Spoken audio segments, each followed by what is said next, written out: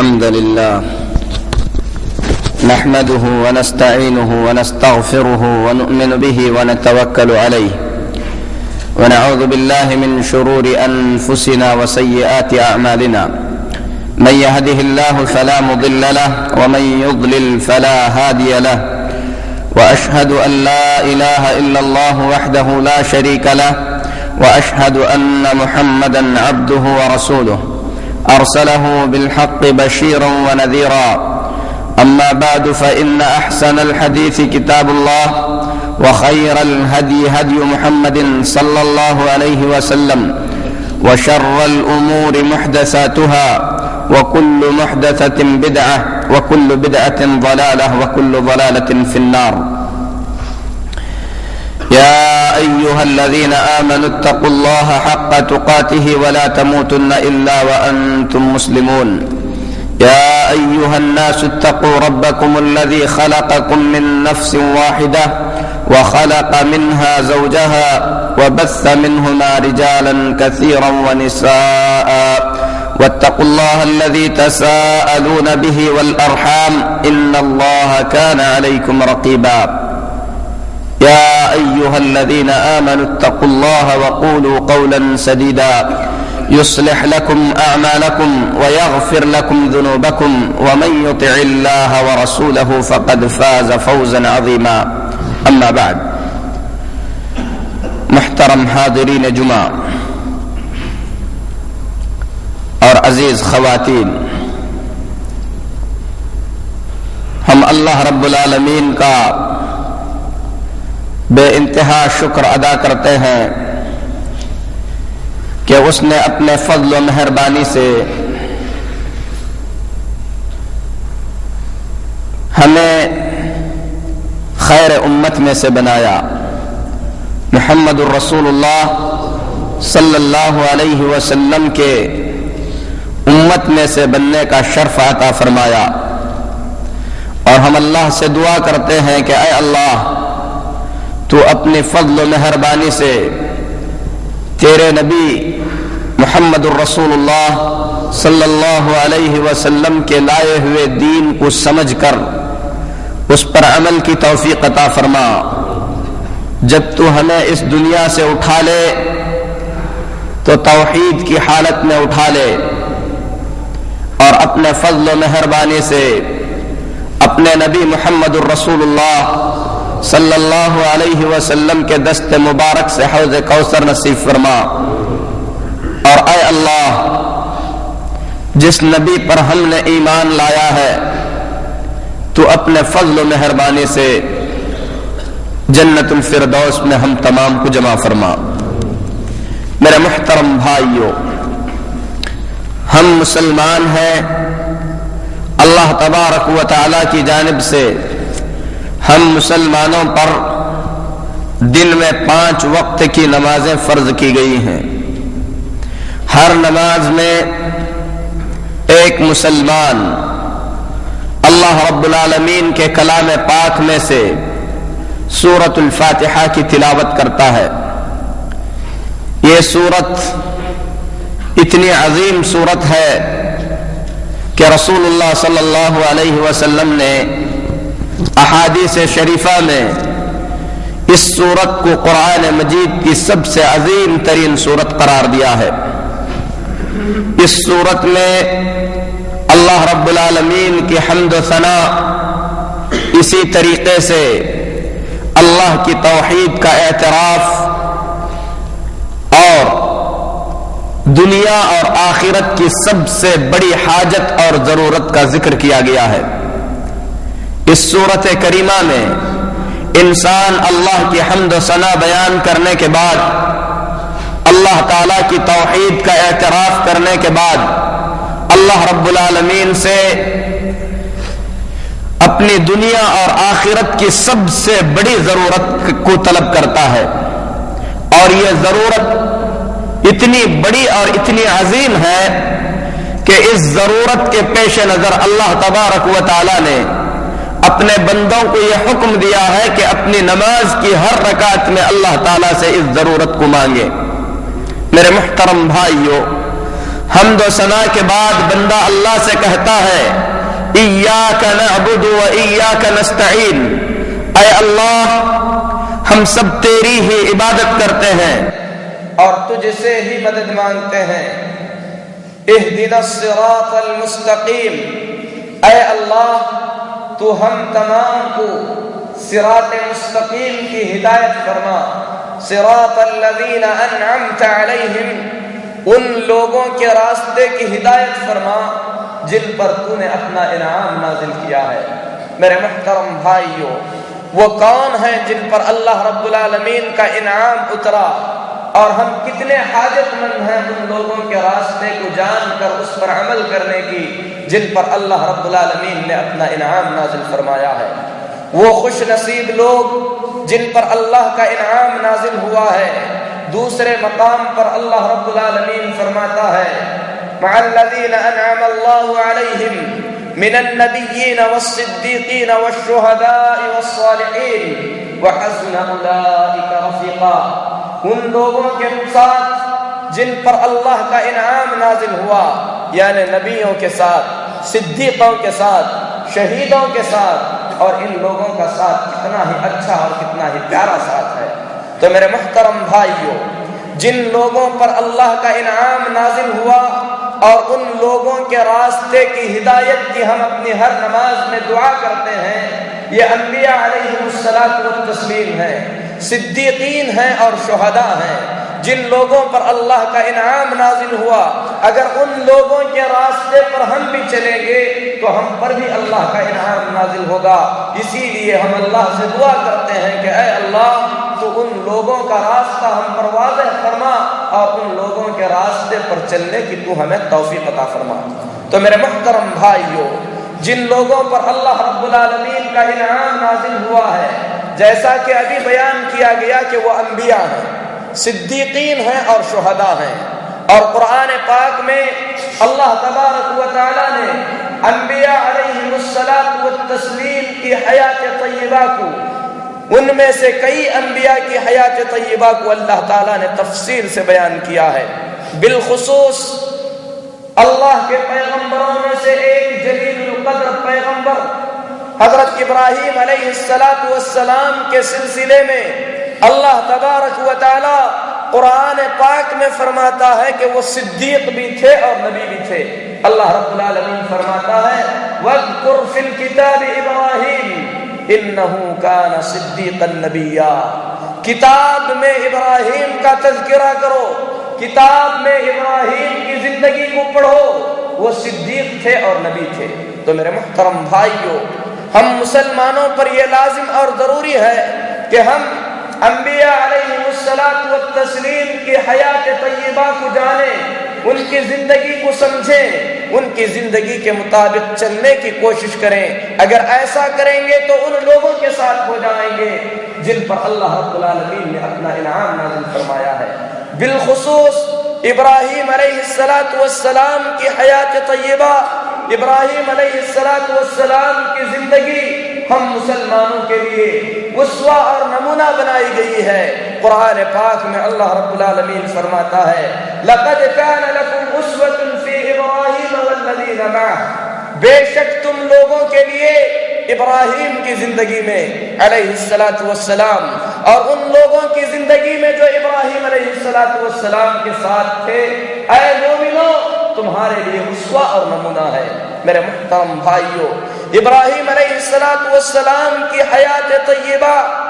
ابراہیم علیہ السلام کی زندگی کے مقام اور مرتبے کو جاننے کے لیے اللہ رب العالمین کا یہ فرمان کافی ہے۔ اللہ فرماتا ہے ثم اوحینا الیک ان اتبع ملت ابراہیم حنیفا، اے محمد صلی اللہ علیہ وسلم آپ کی طرف ہم نے یہ پیغام بھیجا ہے کہ آپ ابراہیم کی زندگی کو اسوہ اور نمونہ بنا لیجئے، ابراہیم علیہ السلام کی زندگی کو اپنے لیے آئیڈیل بنا لیجئے۔ میرے محترم بھائیوں، اگر اللہ تبارک و تعالی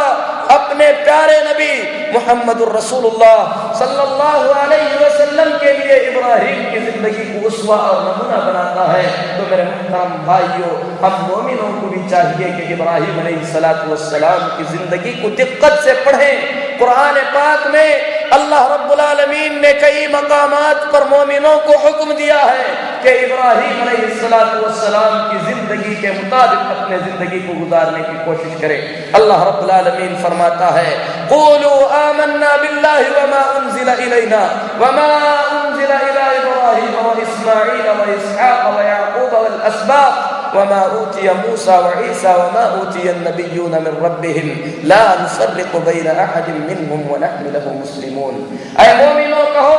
ہم ایمان لاتے ہیں ان تمام چیزوں پر جو ہماری جانب ہمارے رب کی طرف سے اتاری گئی ہیں، ان تمام چیزوں پر بھی ہم ایمان لاتے ہیں جو ابراہیم، اسماعیل، اسحاق علیہ السلام کی جانب اللہ کی طرف سے اتاری گئی تھی۔ تو میرے محترم بھائیو، ہم مسلمانوں کو اللہ رب العالمین نے ابراہیم علیہ السلام کی زندگی میں اسوہ اور نمونہ رکھا ہے، اور اللہ کے نبی صلی اللہ علیہ وسلم اپنے جد امجد حضرت ابراہیم علیہ السلام کی زندگی کا بہت ہی زیادہ تذکرہ کیا کرتے تھے۔ یہ ایام جن ایام سے ہم گزر رہے ہیں، ذی القعدہ کا مہینہ ہے، اس کے بعد آنے والا مہینہ ذی الحجہ کا مہینہ ہے، جس میں ابراہیم علیہ السلام کی زندگی، ابراہیم علیہ السلام کا ذکر خیر پوری دنیا کے اندر دہرایا جاتا ہے۔ میرے محترم بھائیو، اللہ رب العالمین نے گویا مکہ اور مکہ کے اندر جو کچھ ہے ابراہیم علیہ السلام کی زندگی کی یاد سے بسا دیا ہے۔ اس لیے میرے محترم بھائیو، ہم تمام کو چاہیے کہ قرآن میں ابراہیم علیہ السلام کا جو ذکر کیا گیا ہے اس ذکر کو پڑھیں، اس ذکر کے مطابق اپنی زندگی گزارنے کی کوشش کریں۔ سب سے پہلے میں آپ لوگوں کو یہ بیان کرنا چاہتا ہوں کہ ابراہیم علیہ السلام ان کی حیات طیبہ میں ان کی خاص زندگی سے تعلق رکھنے والی باتوں میں سے کچھ باتیں یہ ہیں کہ ابراہیم علیہ السلام کی ولادت بابل کے شہر کے ایک شہر میں سے ہوئی تھی۔ بابل میں ابراہیم علیہ السلام پیدا ہوئے۔ جس گھرانے میں ابراہیم علیہ السلام نے جنم لیا، میرے محترم بھائیو، یہ بت پرستوں اور بت فروشوں کا گھرانہ تھا، جو بت بنا کر بت بیچا کرتے تھے اور ان بتوں کی عبادت کیا کرتے تھے۔ اللہ رب العالمین نے ابراہیم علیہ السلام کو اس گھرانے میں پیدا کیا۔ ابراہیم علیہ السلام پل کر بڑے ہوئے تو اللہ تبارک و تعالی نے ابتدائے دن سے ابراہیم علیہ السلام کے دل کو توحید کے لیے خالص کر دیا تھا۔ قرآن میں اللہ فرماتا ہے وَمَا كَانَ مِنَ الْمُشْرِكِينَ، ابراہیم علیہ السلام زندگی کے کسی لمحے میں مشرکوں میں سے ہرگز نہیں تھے۔ خالص توحید پر اللہ تبارک و تعالی نے ابتدا سے ابراہیم علیہ السلام کی پرورش فرمائی۔ ابراہیم علیہ السلام پل کر بڑے ہوئے تو میرے محترم بھائیوں، اپنے اطراف و اکناف میں ابراہیم علیہ السلام نے دیکھا کہ مختلف بتوں کی عبادت ہو رہی ہے۔ تو اللہ کے اس خلیل، اللہ کے اس پیارے پیغمبر ابراہیم علیہ السلام نے بتوں کے خلاف آواز اٹھانا شروع کر دیا۔ تاریخ بیان کرتی ہے کہ اس وقت پوری دنیا میں ابراہیم، لوط اور سارہ علیہ السلام کے علاوہ پوری دنیا میں کوئی مسلمان نہیں تھا۔ سب کے سب کفر اور ضلالت کی گہری کھائی میں ڈوبے ہوئے تھے۔ پوری دنیا کے اندر صرف 3 آدمی ایسے تھے جو اللہ کی توحید پر ثابت قدم تھے۔ ابراہیم علیہ السلام پوری دنیا کے خلاف توحید کا پیغام لے کر اٹھتے ہیں۔ سب سے پہلے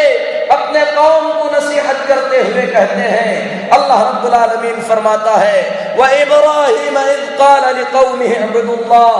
وَاتَّقُوهُ ذَلِكُمْ خَيْرٌ لَكُمْ إِن كُنتُمْ تَعْلَمُونَ۔ اور ابراہیم کو یاد کرو جب انہوں نے اپنی قوم سے کہا کہ اے میری قوم کے لوگوں، اللہ کی عبادت کرو، اللہ سے ڈرو اور جان لو کہ یہ تمہارے حق میں بہتر ہے اگر تم لوگ حقیقت کو جانتے ہو۔ تو میرے محترم بھائیوں، پوری قوم بت پرستی میں تھی۔ ابراہیم علیہ السلام نے خالص توحید کی دعوت دی، بتوں کی حقیقت کو واضح کرتے ہوئے فرمایا انما تعبدون من دون اللہ اوثانا، اے میری قوم کے لوگوں، अल्लाह को छोड़कर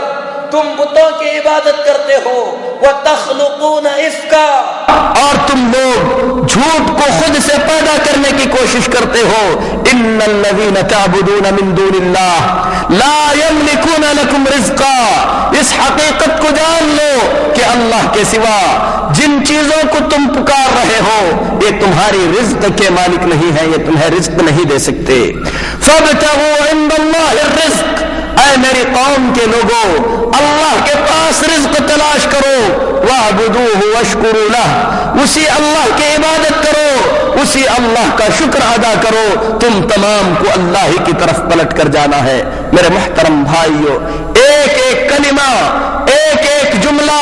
अल्लाह रब्बुल आलमीन की खालिस तौहीद को समेटे हुए है। लेकिन मेरे मुहतरम भाइयों, कौम के लोगों ने इब्राहिम को झुटलाया, इब्राहिम अलैहिस्सलातु वस्सलाम की तकज़ीब की। हजरत इब्राहिम अलैहिस्सलातु वस्सलाम ने फरमाया, व इन तुकज़्ज़िबू फ़क़द कज़्ज़ब उममुम मिन क़ब्लिकुम,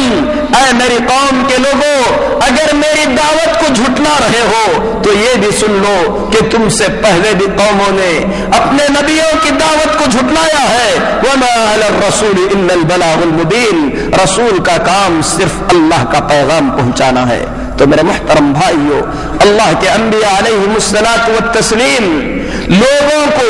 राह हिदायत की रहनुमाई कर सकते हैं, राह हिदायत वाज़ेह करके बता सकते हैं। हिदायत देना,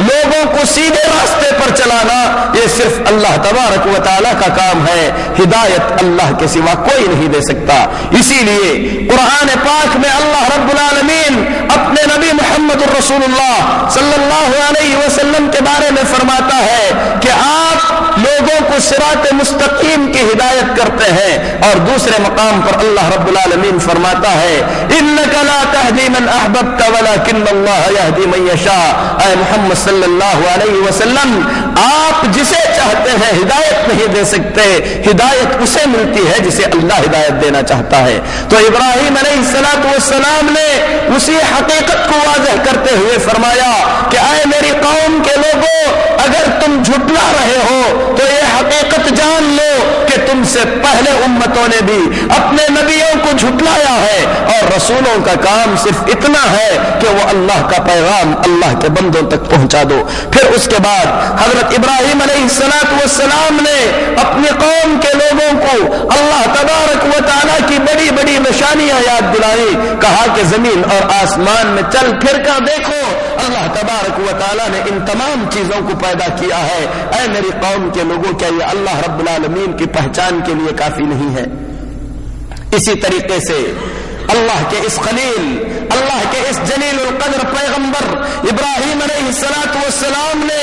अपने बात को समझाते हुए कहा, अल्लाह रब्बुल आलमीन किस प्यारे उसलूब में इब्राहिम अलैहिस्सलातु वस्सलाम की दावत को बयान करता है। अल्लाह फरमाता है, वज़कुर फिल किताब इब्राहिम इन्नहु कान सिद्दीक़न नबिय्या,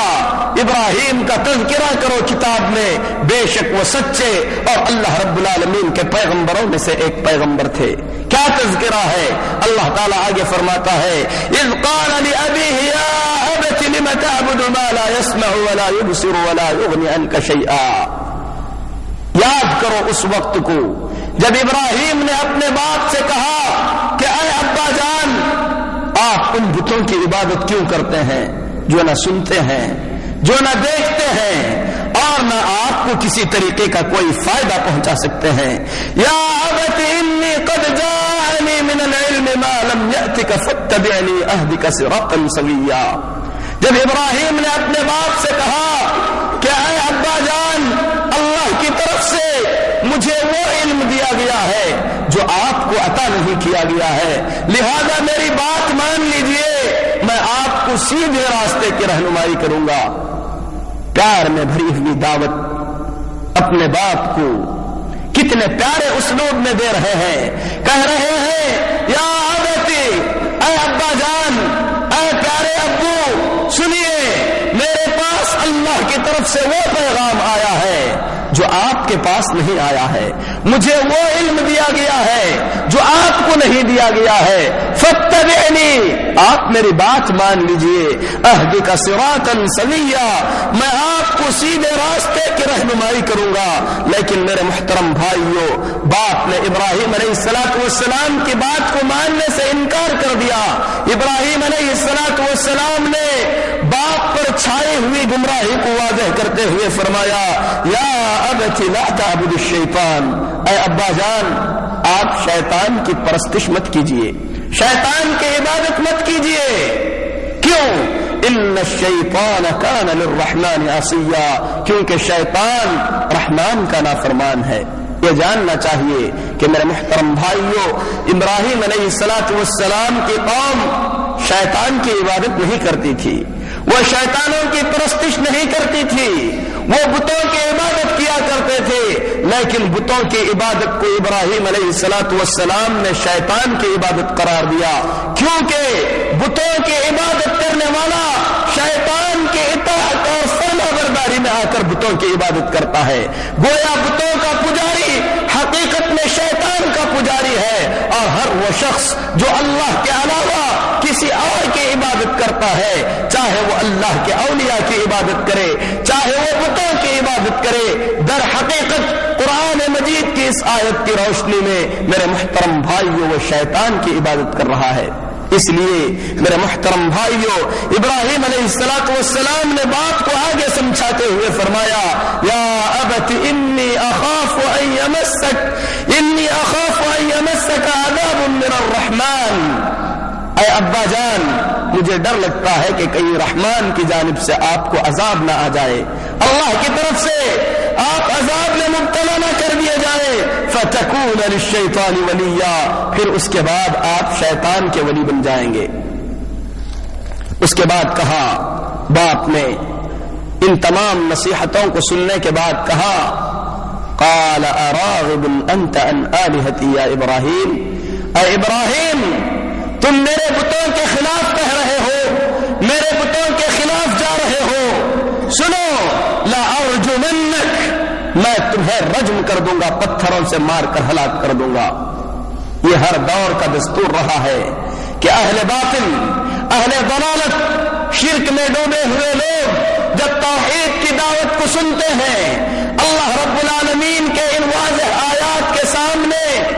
کوئی حجت نہیں پاتے تو داعی کو دھمکیاں دیتے ہیں، مارنے کی دھمکیاں دیتے ہیں، قتل کی سزائیں سناتے ہیں۔ ابراہیم کے باپ نے بھی کہا، اراغب انت عن آلہتی یا ابراہیم، اے ابراہیم کیا تم میرے بتوں سے منہ موڑ رہے ہو؟ لأرجمنک، میں تمہیں رجم کر کے رہوں گا، پتھروں سے مار کر ہلاک کر کے رہوں گا، وہجرنی ملیا، تم مجھے یہاں چھوڑ کر چلے جاؤ، تم میرے پاس سے دور ہو جاؤ۔ لیکن ابراہیم علیہ السلام نے اپنے باپ سے کہا، سلام علیک، آپ پر سلامتی ہو، یعنی آپ ایسی کوئی بات پھر نہیں سنیں گے جس سے آپ کو تکلیف ہو۔ ساستغفر لک ربی، میں اپنے رب کے پاس آپ کے لیے مغفرت کی دعا کروں گا۔ وہاں سے ابراہیم علیہ السلام چلے جاتے ہیں۔ اللہ فرماتا ہے، وَأَعْتَزِلُكُمْ وَمَا تَدْعُونَ مِن دُونِ اللَّهِ، ابراہیم نے کہا کہ اے قوم کے لوگوں، میں تم تمام کو چھوڑ کر جا رہا ہوں، اور ان تمام معبودان باطلہ کو بھی چھوڑ کر جا رہا ہوں جن معبودان باطلہ کو تم اللہ کے سوا پکارتے ہو۔ وَأَدْعُو رَبِّي، میں اپنے رب کو پکاروں گا، اپنے رب سے مانگوں گا۔ عَسَىٰ أَلَّا أَكُونَ بِدُعَاءِ رَبِّي شَقِيًّا، کیونکہ مجھے امید ہے کہ میرا رب میری دعا کو رد نہیں کرے گا۔ یہ ابراہیم علیہ السلام کی دعوت ابتدائی دعوت تھی، قوم کو کافی حد تک سمجھا چکے۔ اسی دعوت و تبلیغ کے میدان میں ابراہیم علیہ السلام ایک لمبے عرصے تک ڈٹے رہے۔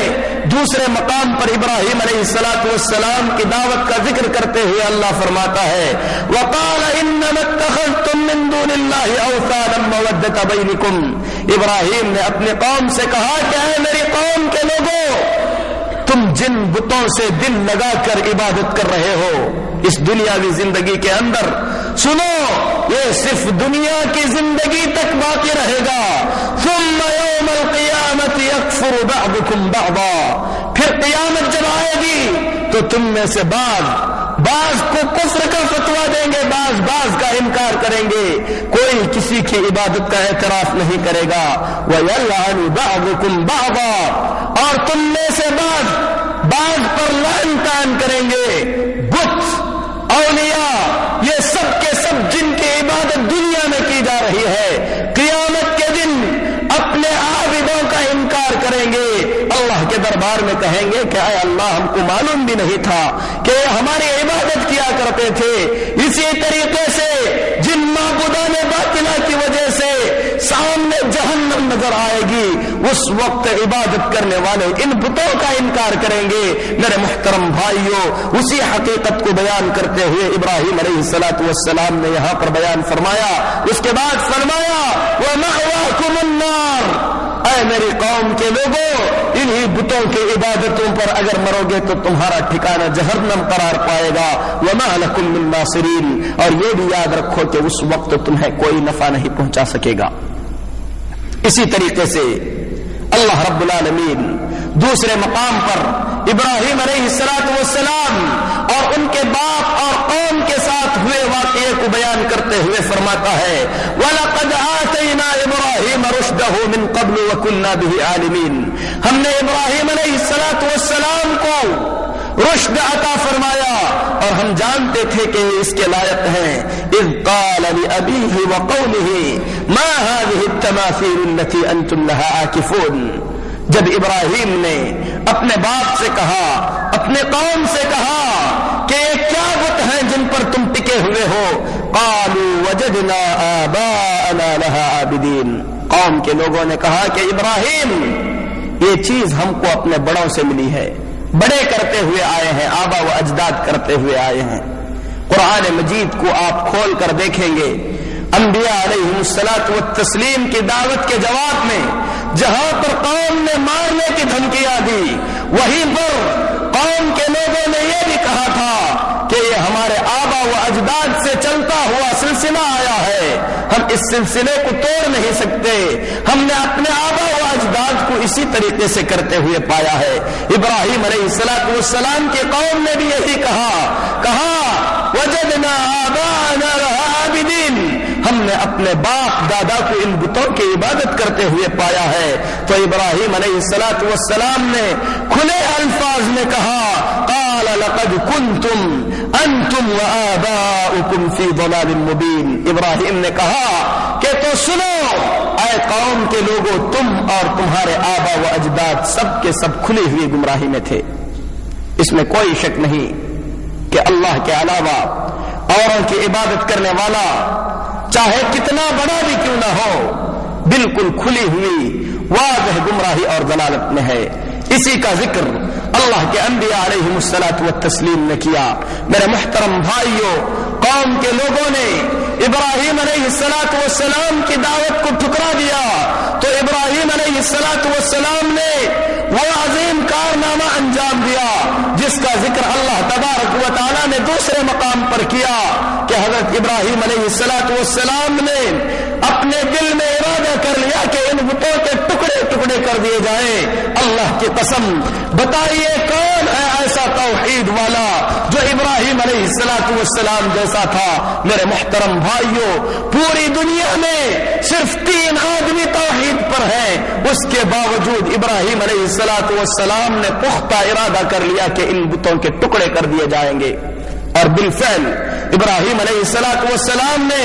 ان بتوں کے ٹکڑے ٹکڑے بھی کر دیے اور قوم کو یہ سمجھانے کی کوشش کی، کہا کہ ان سے پوچھو کہ ان کا حال کس نے کیا ہے. تب قوم کے لوگوں نے کہا کہ یہ بات نہیں کرتے ہیں. ابراہیم علیہ السلام نے سمجھاتے ہوئے انداز میں کہا کہ اے میری قوم کے لوگوں، جو بات کرنے سے عاجز ہے،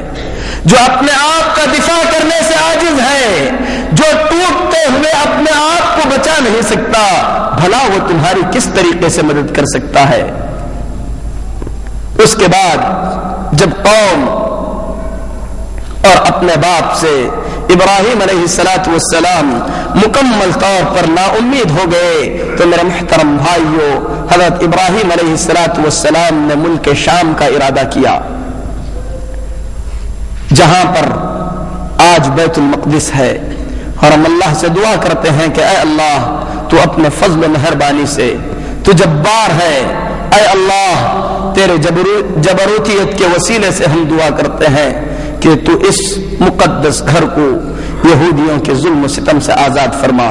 میرے محترم بھائیوں، ابراہیم علیہ السلام بابل سے نکل کر ملک شام کی طرف چلے جاتے ہیں۔ ملک شام کے لوگ اس وقت ستاروں کی پرستش کیا کرتے تھے، جیسا کہ بیان کیا گیا کہ پوری دنیا اس وقت کفر اور ضلالت کی گہری کھائی میں پڑی ہوئی تھی۔ ابراہیم علیہ السلام نے اپنے باپ کو کفر اور ضلالت کی حالت میں چھوڑا، پھر اس کے بعد اللہ تبارک و تعالیٰ سے ابراہیم علیہ السلام نے اپنے باپ کی مغفرت کی دعا فرمائی۔ اللہ رب العالمین نے ابراہیم علیہ السلام کی اس دعا کو رد کر دیا، اور یہ بھی فرمایا کہ کسی نبی کے شان کے لائق نہیں ہے کہ وہ کسی مشرک کے حق میں مغفرت کی دعا فرمائے، بلکہ اللہ تبارک و تعالیٰ نے ابراہیم علیہ السلام کی زندگی کو ہم مومنوں کے لیے اسوہ اور نمونہ بتلایا ہے، تو اس کے فوراً بعد اللہ تبارک و تعالیٰ فرماتا ہے اِلَّا قَوْلَ إِبْرَاهِيمَ لِأَبِيهِ لَأَسْتَغْفِرَنَّ لَكَ، مومنوں کے لیے ابراہیم کی زندگی میں اسوہ اور نمونہ ہے، سوائے اس واقعے کو چھوڑ کر جس واقعے میں ابراہیم علیہ السلام نے اپنے باپ کے لیے مغفرت کی دعا فرمائی ہے۔ ایک پوری نبی کی زندگی کو اللہ تبارک و تعالی اسوہ اور نمونہ بتلاتا ہے، جہاں پر نبی سے غلطی سرزد ہو گئی ہے اللہ تبارک و تعالی اپنے بندوں کو تنبیہ فرماتا ہے کہ میرے نبی کی پوری زندگی کو نمونہ بنا لینا، لیکن جہاں پر میرے نبی نے غلطی کی ہے تم لوگوں کو یہ جائز نہیں ہے کہ اس کو تم اسوہ اور نمونہ بنا لو۔ اِلَّا قَوْلَ إِبْرَاهِيمَ لِأَبِيهِ، مومنوں کے لیے نہ ابراہیم کی زندگی میں اسوہ ہے سوائے اس واقعے میں، اس واقعے کو چھوڑ کر جس میں ابراہیم نے اپنے باپ سے مغفرت کی دعا فرمائی ہے۔ میرے محترم بھائیوں، قرآن مجید کی آیات سے یہ ثابت ہوتا ہے کہ ابراہیم علیہ السلام کا باپ اللہ رب العالمین کے دشمنوں میں سے ایک دشمن ہے، اسی لیے اللہ رب العالمین فرماتا ہے فَلَمَّا تَبَيَّنَ لَهُ أَنَّهُ عَدُوٌّ لِلَّهِ، جب ابراہیم کو یہ واضح ہو گیا کہ ان کا باپ اللہ کے دشمنوں میں سے ایک دشمن ہے، تَبَرَّأَ مِنْهُ، ابراہیم علیہ السلام نے اپنے باپ سے بیزاری کا اظہار فرما لیا، براءت کا اظہار فرما لیا۔ بے شک ابراہیم علیہ السلام اوّاہ منیب، اللہ کی طرف پلٹنے والے اور اللہ رب العالمین کی طرف رجوع کرنے والے بندوں میں سے ایک بندے تھے۔ ایک مومن جو اللہ کی ذات پر ایمان رکھتا ہے، میرے محترم بھائیوں، اس کے دل میں اللہ کی محبت اس کے باپ سے زیادہ، اس کے بیٹے سے زیادہ، ساری دنیا سے زیادہ ہوتی ہے۔ اللہ رب العالمین کے حکم کے خلاف وہ کبھی چلنا پسند نہیں کرتا، اسی لیے جب اللہ نے ابراہیم پر واضح کر دیا کہ اے ابراہیم تمہارا باپ اللہ کے دشمنوں میں سے ایک دشمن ہے، ابراہیم علیہ السلام نے اپنے باپ سے بیزاری کا اظہار فرما دیا۔ بخاری شریف میں اللہ کے رسول صلی اللہ علیہ وسلم بیان فرماتے ہیں کہ ابراہیم علیہ السلام قیامت کے دن اپنے باپ کو دیکھیں گے، بہت ہی زیادہ غبار آلود اور بہت ہی زیادہ بری حالت میں ہوگا، اپنے باپ کو دیکھ کر کہیں گے کہ کیا میں نے تم سے نہیں کہا تھا کہ تم اللہ کی نافرمانی نہ کرو اور میری بات مان لو۔ اس وقت ابراہیم علیہ السلام کے باپ کہیں گے کیا اے ابراہیم اب میں تمہاری بات کو ماننے کے لیے تیار ہوں۔ یہ قیامت کے دن ہر کافر اور ہر مشرک کی حسرت ہوگی، وہ اللہ سے کہے گا رب ارجعون لعلی اعمل صالحا فیما ترکت، اے اللہ مجھے دنیا میں واپس بھیج دے، جا کر میں تیری اطاعت اور فرما برداری کروں گا۔ اللہ فرماتا ہے کلا، ہرگز نہیں، بے شک اس کے زبان سے نکلنے والی ایک بات ہے، کیونکہ اللہ تعالیٰ جانتا ہے کہ اگر کافر کو دوبارہ دنیا میں بھیجا جائے تو اس کے بعد پھر وہ اللہ رب العالمین کے نافرمانی اور ضلالت میں ہی پڑا رہے گا۔ ابراہیم علیہ السلام کے باپ ابراہیم علیہ السلام کو دیکھ کر کہیں گے کہ بیٹے آج میں تمہاری بات کو ماننے کے لیے تیار ہوں۔ اللہ کے نبی صلی اللہ علیہ وسلم فرماتے ہیں ابراہیم علیہ السلام اللہ سے کہیں گے یا ربی، اے میرے رب، انک وعدتنی اللہ تخزنی یوم یبعثون، اے اللہ تو نے وعدہ فرمایا تھا کہ قیامت کے دن تو مجھے ذلت اور رسوائی میں نہیں ڈالے گا۔ میرے باپ کی اس حالت سے زیادہ ذلت کیا ہو سکتی ہے؟ اللہ رب العالمین فرمائے گا کہ اے ابراہیم، مجھ سے پہلے یہ بات صادر ہو چکی ہے کہ میں نے مشرکوں پر جنت کو حرام کر دیا ہے۔ اس کے بعد اللہ تعالیٰ ابراہیم علیہ السلام سے کہے گا کہ اپنے پیروں کے نیچے دیکھو، دیکھیں گے کہ ان کے باپ ایک کیڑے کی شکل میں ہیں اور انہیں اٹھا کر جہنم میں پھینک دیا جا رہا ہے۔ میرے محترم بھائیوں، اللہ رب العالمین کے جو فیصلے ہوتے ہیں، اللہ رب العالمین کے جو قوانین ہوتے ہیں، کسی کے لیے بدلتے نہیں ہیں۔ یہ اللہ رب العالمین کے قرآن مجید سے ثابت ہے۔ ابراہیم علیہ السلام کے باپ کا انجام، اسی لیے میرے محترم بھائیوں، کتاب و سنت کے واضح ہونے کے بعد کسی بھی مسلمان کے لیے جائز نہیں ہوتا کہ کتاب و سنت کو ٹھکرائے، اور اللہ تبارک و تعالی بندوں کے درمیان ظلم سے فیصلہ نہیں کرتا،